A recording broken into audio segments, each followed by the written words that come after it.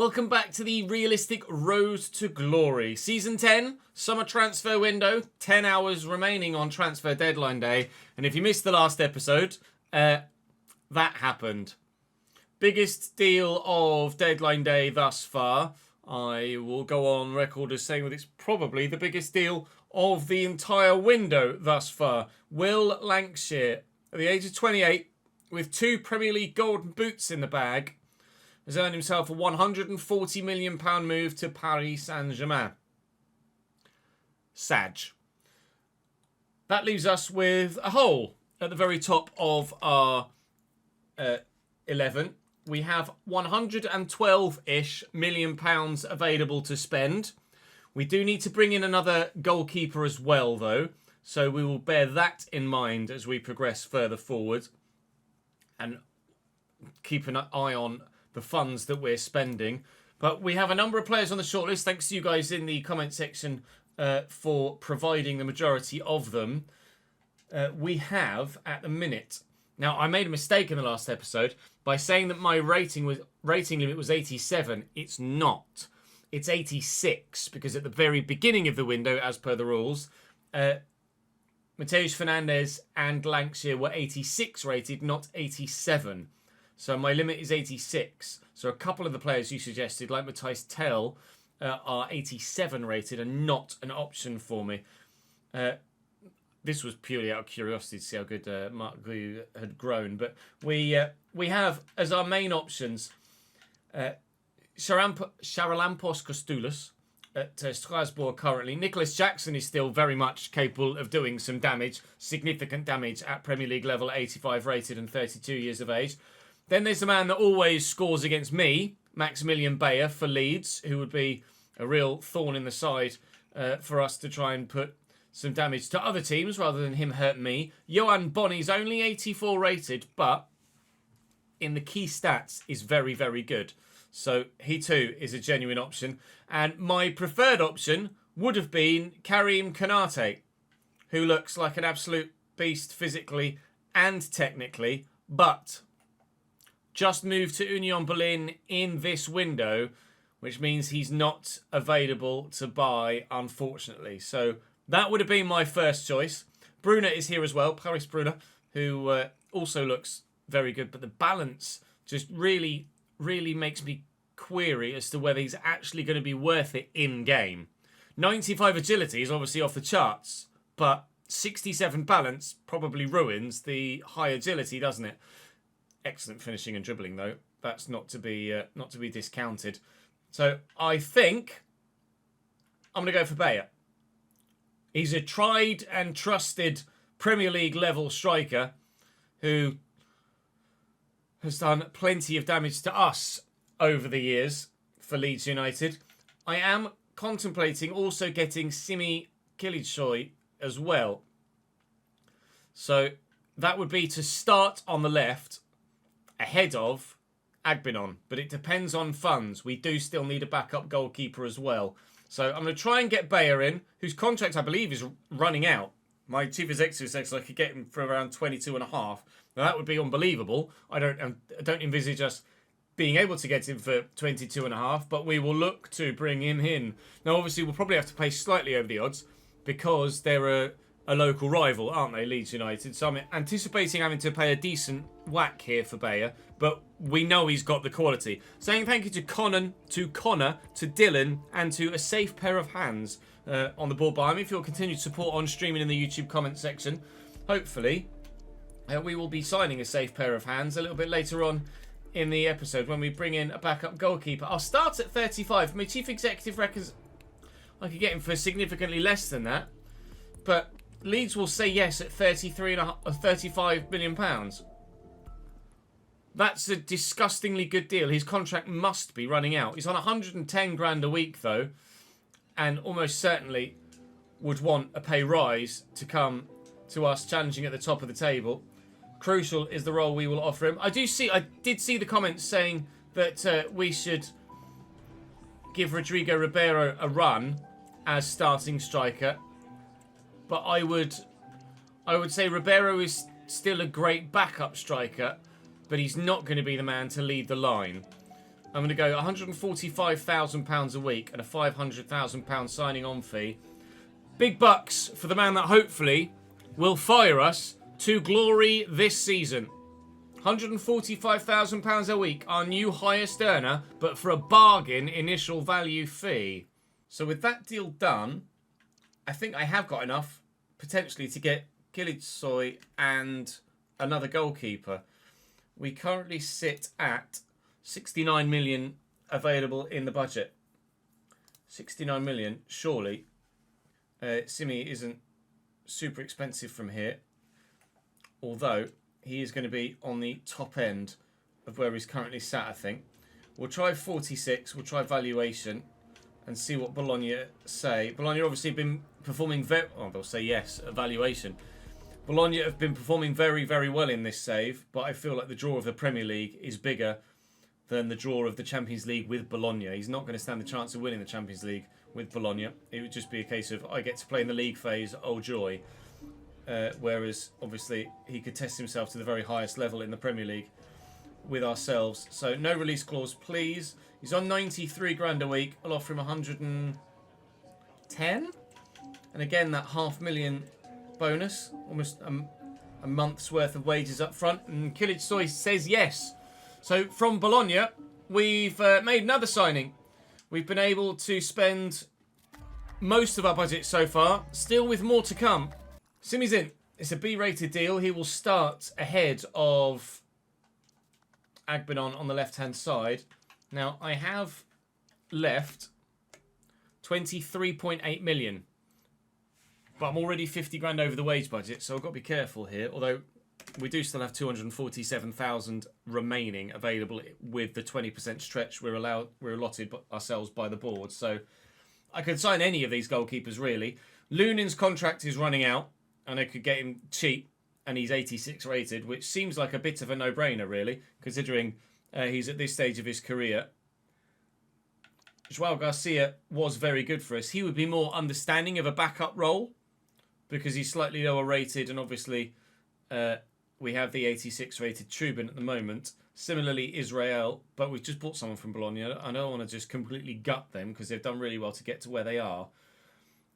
We actually will be playing Monaco in the Europa League today. So because of that, I think I might go for Lunin. It is the no-brainer. It's the highest rated player. It's the one of the cheapest deals. I don't want to let Ando go, though. But they do seem keen on actually getting a decent fee for him. That said, they have accepted something under valuation, albeit by £100,000. Lunin looks like he's going to come in. What was he on a week at Monaco? I can offer him crucial, really. I'll try and get him to accept important, but he's only saying crucial because he's 86 rated, not because that's what he actually would expect in real life of a role at the club.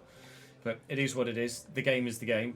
So we'll offer him crucial. He'll play a lot of football, to be fair, in all the cup competitions. And he wants 56 grand a week, which is absolutely fine by me. But we'll offer him 66 here because we're taking that bonus out. 66 grand a week and £400,000 bonus. Welcome to the club, Andre Lunin.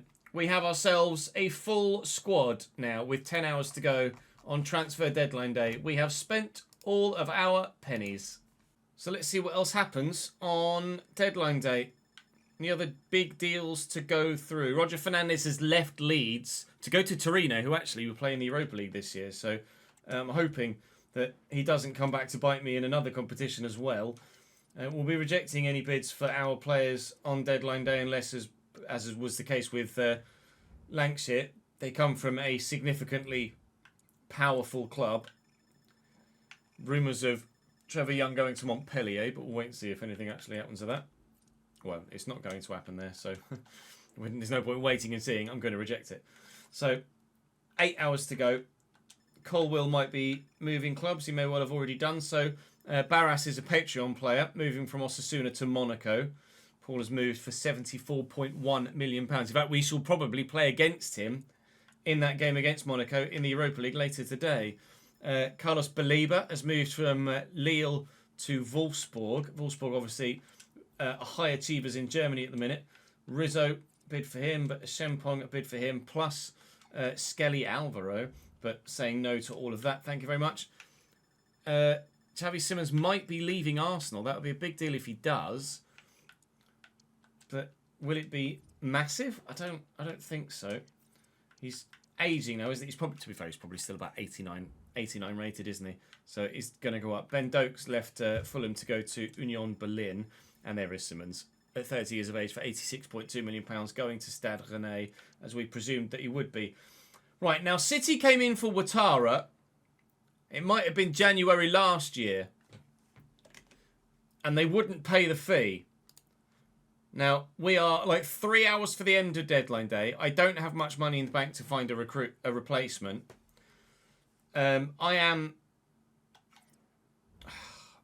I can't just reject it outright, but with 4 hours to go on deadline day, they have to pay a significant premium fee. They just aren't timing this right, City, and I'm not going to get taken advantage of. And it's just not happening. Pep, we've been through this before, mate. If you're not paying anything above £45 million, you're not having him. And they're just not going to pay the fee. I'm not going to lose my best left back for value only with 4 hours of the window left.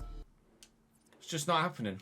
Sorry, I'm not just gonna get taken advantage of like that. Carvajal has moved to Trabzonspor. That's not the Carvajal you would expect it to be. Serginho Dest moves from Porto to Nice. Now Lyon have come in for Ouattara and offered me Aymar Oroz as well as part of it. That we shall be saying no to, though. City just don't know what they're doing, do they? Ben Bessemer, Patreon player, might be moving to Leeds. Now, if PSG have come in for Yarrick, I might be forced here. Now, Newcastle want Ouattara as well. But again, we will reject for Newcastle, certainly. PSG have come in for Yarrick. Literally, was it 1 hour? 2 hours to go. And it's PSG, so I have to consider it, as we did previously. But because of the nature of where it is in the window, they're, again, going to have to pay a premium fee. Now, obviously, they've already bid significantly over valuation, and they're still coming up from there. But Luis Enrique, you're gonna have to pay an amount that allows me to bring someone else in, and they'll pay 41.5. But I don't know if that's going to go through in time, and I hesitate to advance because I'd then not have enough time to bring someone else in. But I hesitate to bring someone else in case when I advance it doesn't go through. I'm going to advance. We'll see what happens. And if it's gone through with 1 hour to go, then fares. Or Desiree Doué leaves Paris Saint-Germain to go to Juventus. Doué was a player we were thinking about, striker, but have not done. Daniele Gallo has a bid for him. It looks like the Yarrick deal is not going to go through in time. So we negotiated a fee, but Paris Saint-Germain have left it too late. Yarrick will be staying at the end of this summer transfer window. Now, of course, we get a bid for someone else the moment the window ends. But sorry, Cesc Fabregas, you're not having my man on loan. 200 emails will be the one about Yarrick transfer talks end. Sorry, Yarrick, you're going to have to stay with me, mate, I'm afraid. So we've Brighton to come.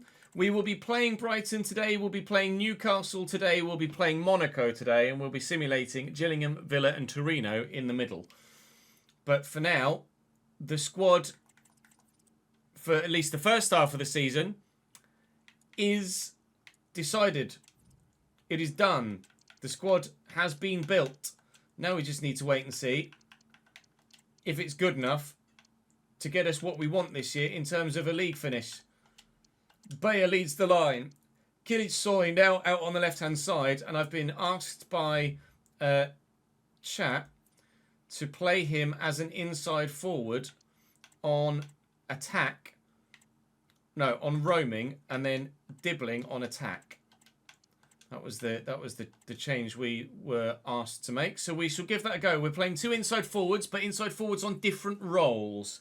But the side has significantly improved between last season and this.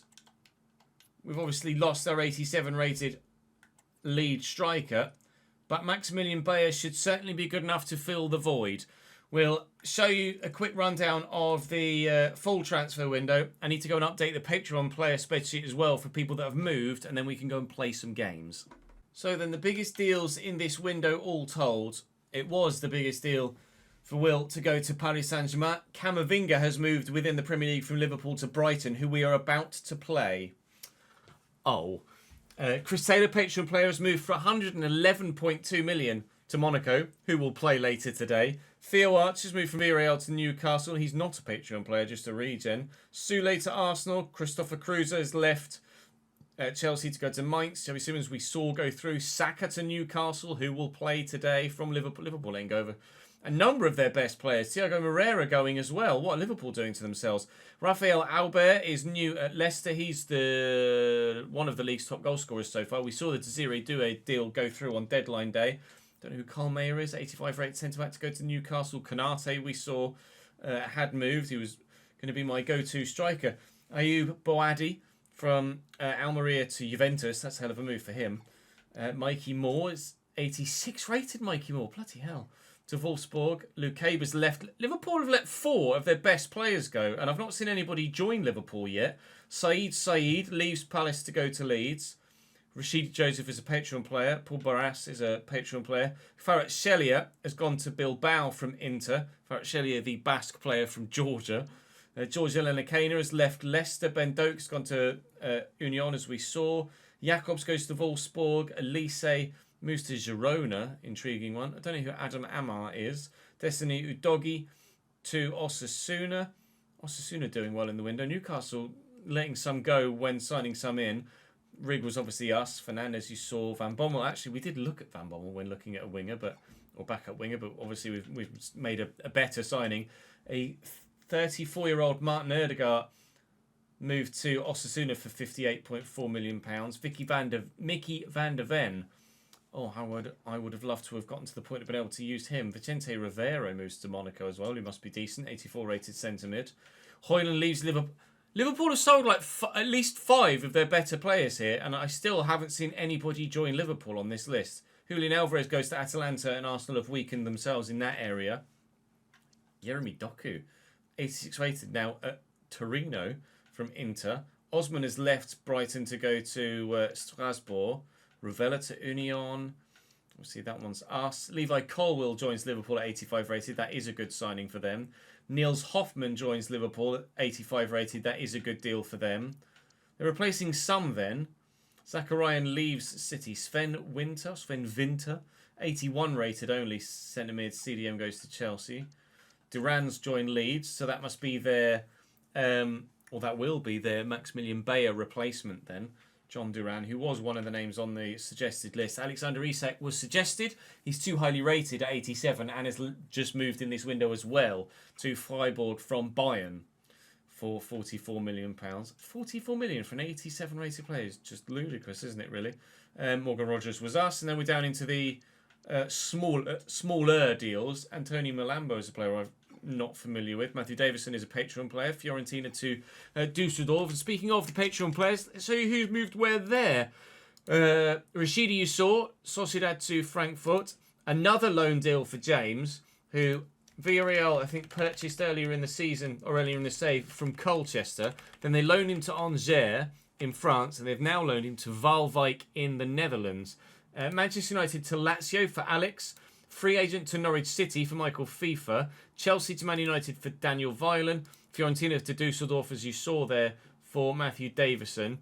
Osasuna to Monaco for Barras, as we saw. Grimsby to Chelsea for Jack Thornton, who's been at Chelsea for 9 seasons and finally gets a move. Sporting Lisbon to Monaco for Chris Taylor, as we saw on the list as well. Braden Sheridan, Mallorca to Brighton at 86 rated 2. So Brighton have got a very, very good front line again. And we were about to play probably 2 Patreon players as a front partnership for Brighton in the first game of the episode. There's been a lot going on today already. And now it's time to actually play some football. Lunin won't get a debut here. But a debut for Maximilian Bayer also. And hopefully he can get a goal on debut to make us feel, or give us the idea that we have actually made the right decision bringing in, bringing in the striker from a local rival. Bayer was popular in the comment section, to be fair. Whether that's because you feel like he's good or whether it's because of the storyline of the save, I don't know. But regardless, that's who we've gone for. Trubin makes the stop. Very rare that you ever see 2 Ukrainian goalkeepers at the same club, let alone in the Premier League. 2 Ukrainian goalkeepers at the same club outside of Ukraine is probably rare enough, let alone being at the level that they are. But still not of the level high enough to stop Shane Aaron banging that into the top bins. That's 1-0 Seagulls. Finish indeed. We're not going to have as much width, are we, with Kilic now as an inside forward on that side. That's going to go down as a goal kick, apparently.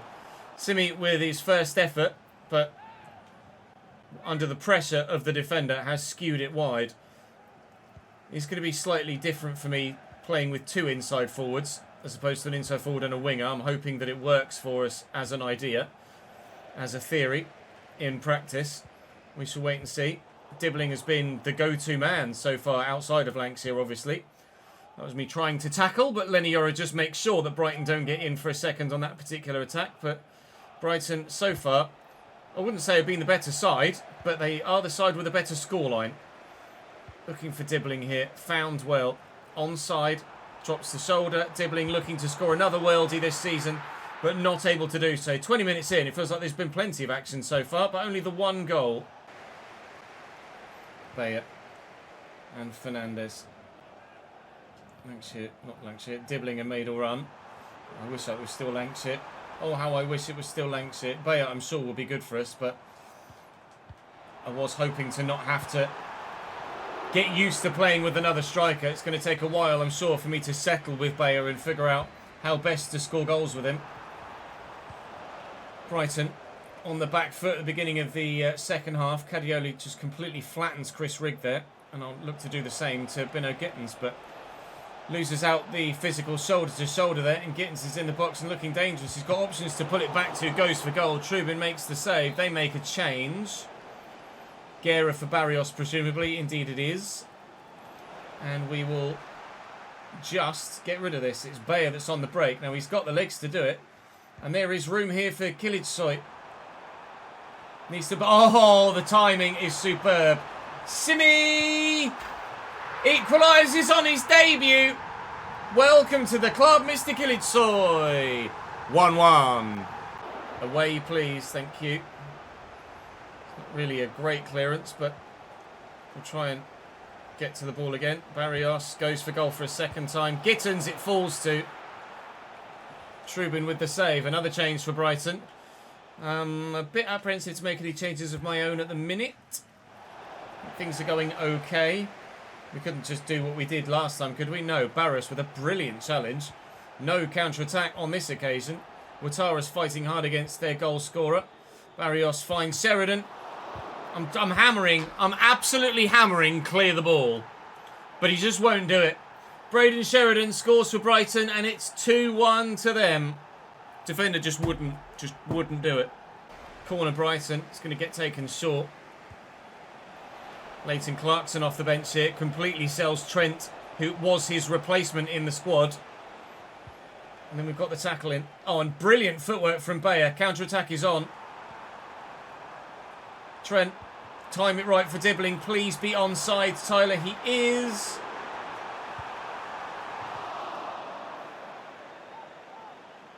I was going to square it, and then the man in the middle got caught by all of the Brighton backtracking players. So I thought the squared ball's gone. Tyler Dibbling misses the target one-on-one, and we will not have a better chance to equalise in the remaining 10 minutes. Shempong to Dibbling, spin the man. Go on, Tyler, you can beat him. Cadiolu can't deal with the pace. Looking for Bayer. Maximilian Bayer.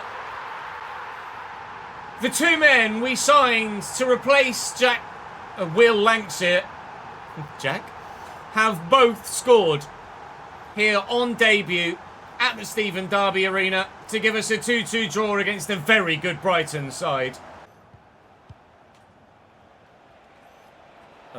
Hang on.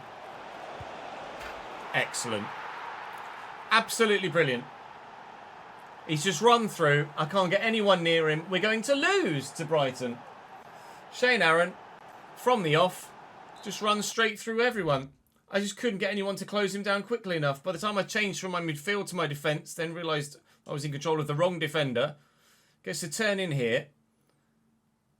Plays the 1-2. So then I changed to Engels in the middle. Come across, realise I can't get there. Change to the other centre mid, realise I can't get there.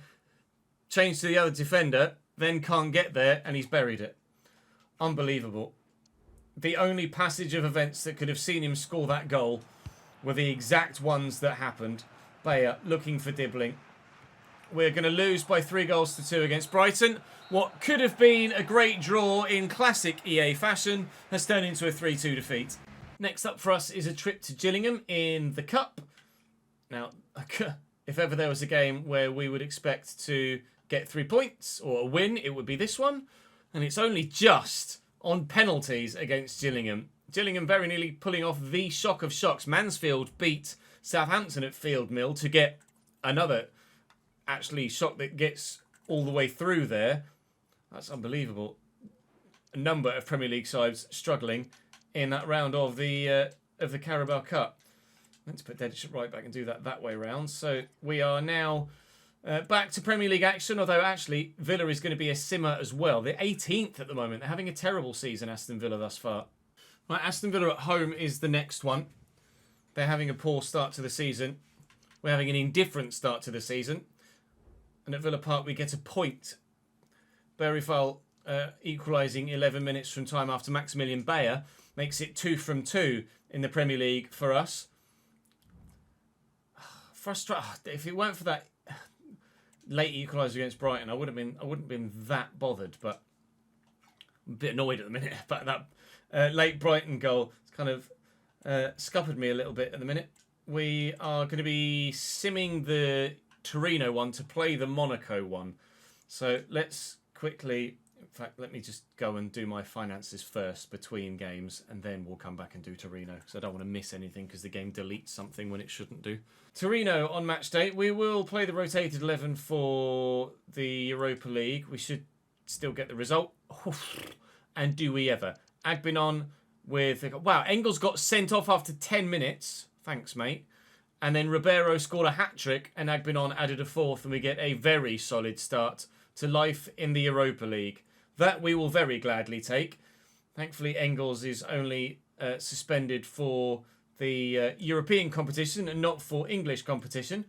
Trent is already declined to 88 rated. Good. He's going to be falling quite rapidly then as we progress through the season.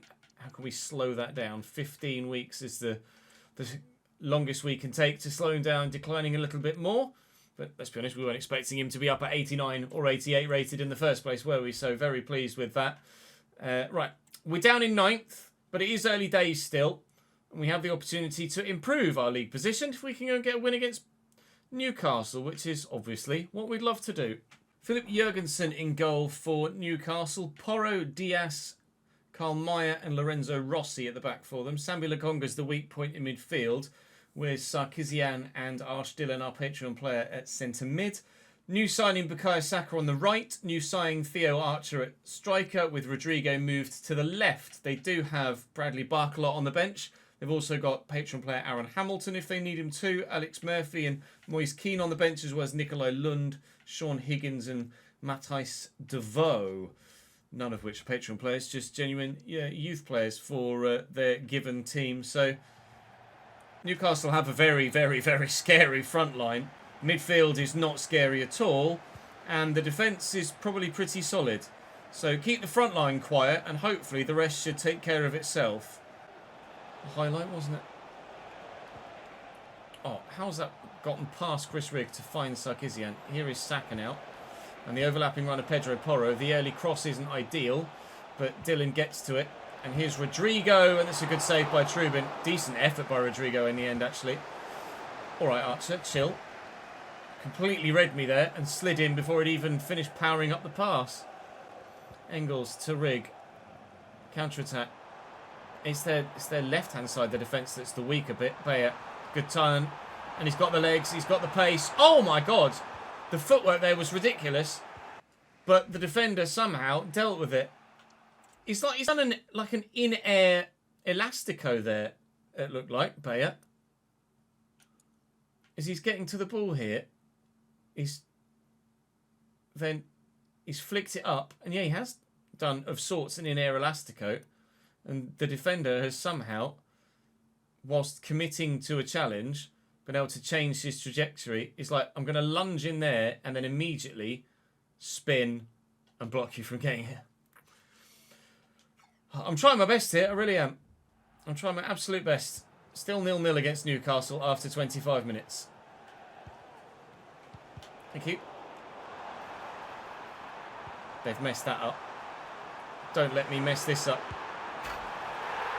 Kilisoy! 2-2 for him. It's working. Whether it's the change in player or the change in role, I don't know. But 2-2. Porro, beautifully round the corner. Saka's in, delivers really well. Holy, how's your header? I was actually in control of the defender behind, where the clash of players actually happened. I thought it gave me, organically, the player behind. So I thought, actually, they were going to miss it. It gave me Watara here, so I didn't jump, or didn't challenge with Lenny Yoro. Don't know whether if I had challenged with Lenny Yoro, it would have actually changed the outcome, but we were not in front for long. Newcastle are back level. Not having a great time of things in home games at the minute, are we? Although if we can change this result around and still get a pretty solid 3 points. Ruben bloody Diaz! Doesn't matter how fast your striker is, Ruben Diaz still makes it work. If we get the win here, then I'm still happy enough, I think. Rodrigo. No, we'll have that, thank you. Do you mind, Rodrigo? The way that I think he's going to send him. Not sure about the red, if I'm honest, ref. It's just a tackle out of frustration. It's not a red card. It's just a yellow.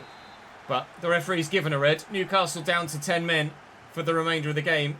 They still should be pretty good defensively, though. But going forward, they will certainly be utilising Bukayo Saka a bit more than they have done. To be fair, most stuff's gone through bloody Saka anyway. I thought Dibbling might have been offside there. Can we find one chance before the end of the half? Fernandes driving into the box. Keeps it alive. Dibbling. Edge of the box here is Rigg. The former Sunderland man that can't score against Newcastle, who now have 10 men. Newcastle on the back foot already at the beginning of the half. Dibbling, trying to shake off Maya. Couldn't do it, but we have won it back again. And Rigg could go for a worldie here and will absolutely smash it. The former Sunderland man will absolutely love that. A dream finish against a dream opponent. And we lead by 2-1, and that's one of the best goals of the season so far. Left foot, Chris Rigg, top right corner, smasher. Nobody stops that. Intercepted. Newcastle might have put themselves in a bad position by going down to 10 men, but by giving the ball away as regularly as they have been, they're not necessarily making it any easier for themselves, are they? We could have conceded 2 at the beginning of this half already. I am still going to have to be very wary of Bukayo Saka and Theo Archer up top, aren't I? Watara trying to chase Bukayo Saka now as the ball is coming into the middle. And Archer won the header again. This time I was in control of the right defender and I still couldn't win it. Post and wide. Around the corner. Try and keep it away from the midfield. Dibbling's shown good movement there. And again, to get away from the men, Bayer. Use the pace. Maximilian Bayer, good save. Jurgensen. We will try and train Bayer's finishing to be a little bit higher. It's 88, so it's not exactly bad. Lankshire's was 90, so it wasn't massively higher. But Lancashire might have buried something like that. But Lancashire might not have had the pace and acceleration to have gotten away from the defender in the first place. Looking for Dibbling, who again should have just beaten the offside trap there and has done. Bayer's arriving. Oh, it's completely sold one defender, but run into the next one. Bayer versus Meyer, and it's their German that comes out on top. Oh, it's poor from Rossi. It's really poor from Rossi. Dibbling looking for Bayer. Back to Dibbling. Dibbling in the box, tight angle, squares it. Wasn't really the square I was after to the Turkish international on the wing. Could have been 3-1. Thankfully, at the moment, at least, we don't need the goal. Newcastle cannot help themselves but give me the ball back again. And Dibbling in loads of space. This time, we will find the right pass across. And Kilik Soy will make it 3-1. Give me those 3 points, please. Rossi turns well. And again. And given away. Newcastle United, you are being really poor here. I don't care that you've only got 10 men. It's not the lack of men that is causing this breakdown. It's your lack of ability to keep possession. Bayer makes it 4. It's really well worked, to be fair. If we want to toot our own horn, and we're getting a big win here. There's the game. In the end, a solid win. Really pleasing to be able to pick apart a defensive unit that still had the same amount of players in it. They lost their left wing, so defensively they should have still been as solid as they could have been, or should have been. But they weren't. They just kept giving me the ball. And if you do that enough times, because I won't punish you every time, but if you do it enough times, we will make you pay. After our big win against Torino, we're top of the Europa League phase at the moment. Some big teams in there, which gives me not necessarily a massive feeling of I could win this competition, but we hopefully will get another result against Monaco here that will help us stay top of the table. Monaco got a decent team, to be fair. Matthijs Niflore in goal for them. Sergio Gomez, Simon Garcia, Richie Valme and Lewis Hall at left back for them. Beñat Prados and Vicente Rivero holding. Rooney Barty on the right. Christos Solis on the left. Gaspar Clement at cam, who's a cam left mid player. So pre-gen. I don't know if that's a pre-gen of someone or a regen of someone. Cam left mid, I'm not sure. French. And then Chris Taylor, Patreon player up top at striker for them. Not a massive amount of option on the bench, although they do have recently signed Paul Barras there as well at 84 rated. And Mattia Liberali, who's a player I don't know of. Myron Bawado on the bench too. Apparently the only cam left mid is Frenchman Simon Nadelia Bouabre. Is that on the database from when we started this save though, Davidenki? In like the end of December. He may well be just a randomly generated player too. There is always that possibility also. Bouabre is there. And to be fair, he does grow to 83 supposedly for Monaco. He had 83 potential for Monaco in... and he's at Monaco, to be fair, as well. So it must be Bouabre. Same on Bouabre. In the database that we've got in this save, had 83 potential. And he's a cam left mid from Monaco. So surely by process of elimination, it has to be Bouabre. Bouabre pre-gen. Right, come on then. Let's go and get a result in Europe. Our first game played in the Europa League after challenging to win the Europa Conference League last year, but obviously losing the final to Udinese. Yikes. Well, so far, every competition, cup competition that we've reached the final of, we've lost it the first time we've played it, we've won it the second time we've played it. We've only played Monaco once, and we're 1-0 down already. Agbenon. Great footwork to try and fool Sergio Gomez. The pace has done Sergio Gomez as well. Ball back here to Trent. Looking for Rodrigo Ribeiro, who's spun brilliantly. The touch is a bit heavy. The finish is okay, but the keeper's right behind it. Longhorse should win this header and does. And Murillo will find the ball forward to Gallagher. Murillo playing at CDM for us in this one. Oh, Trent trying to slot through Ribeiro again. But on this occasion, the defender does get the interception in. Come on. To Taylor, who's turned one way then the other. And bags a second. Chris Taylor is lighting this stadium up. And apparently knee-sliding grass on... I don't even know what it is. Just Olympic running track. It's probably concrete of some description, isn't it? A little back heel to Clement. And they're in again. Monaco are tearing me apart here. And Chris Taylor's on a hat-trick already. And he could have had it there. Oh, it changed player for me. It took me a split second to notice that, actually. Gallagher getting stuck in. Rooney Bargy Back to Clement. Rooney Barty finds Taylor, who bags a hat-trick. Now, is he onside? I don't believe so. Yes. Yes, he's onside. 3-0 Monaco. Inside half an hour. Bloody yep. Sander Longhorst played him on. You can have your arm up all you like, mate, but you're the reason he's onside. 4-13-24. Oh dear. This has not gone according to plan, has it? Oh, it's really well done. Novak. Good block. Sander Longhorst makes up for the mistake that led to one of the goals earlier by playing a man onside with a great last-ditch sliding challenge to deflect it for a corner. Trent's doing what he can, but at the minute, that's not enough. That's a terrible ball.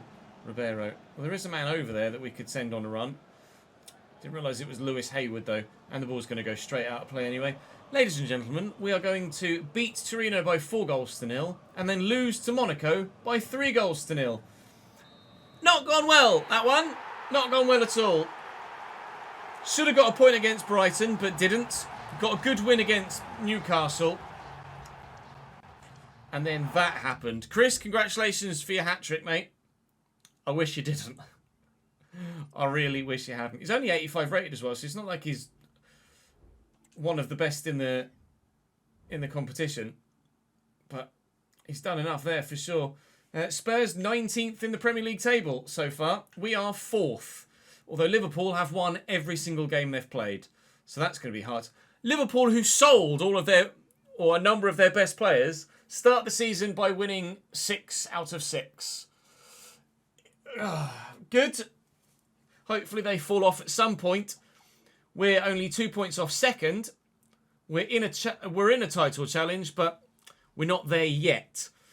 That will be all for today's episode. Thank you very much for watching. Hopefully you like the new signings. I think they've all settled in very well indeed thus far. And hopefully we'll be slightly better in Europe in the next one as well. I'll see you next time.